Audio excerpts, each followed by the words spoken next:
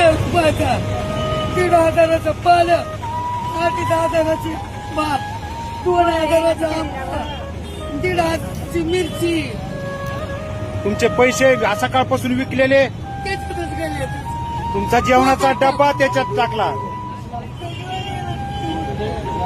या ठिकाणी बघा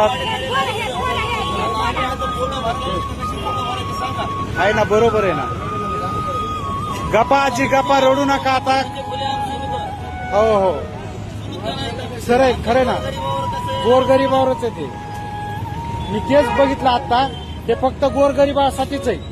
श्रीमंताच्या ह्यांच्या दम नाही यांच्याकडे जायला. श्रीमंताकडे नका आजी काळजी करू. देव सगळं बघत आहे. आणि देव तर सोडा, ज्यांनी हे सगळं तमाशा होताना बघितलं ना बांगड्या घालून, त्यांना सुद्धा देव चांगली शिक्षा देणार आहे. पण तुम्ही काळजी नका करू आजी. परमेश्वर नेहमी सत्याच्या साईडने उभा असतो. कोणी ना कोणी तुमची मदत करायला नक्की येईल. पण मला एकच सांगायचं आहे, ह्या सरकारच्या पाळलेल्या कुत्र्यांना, तुमच्या पण आया बहिणी घरात असतील, आई आजी असतील, आणि जे तुम्ही कृतज्ञ हे करताय त्याच्यावरती थोडीशी लाज बाळगा. थोडासा विचार करा. आईच्या वयाच्या आजीला तुम्ही किती किती किती त्रास दिला.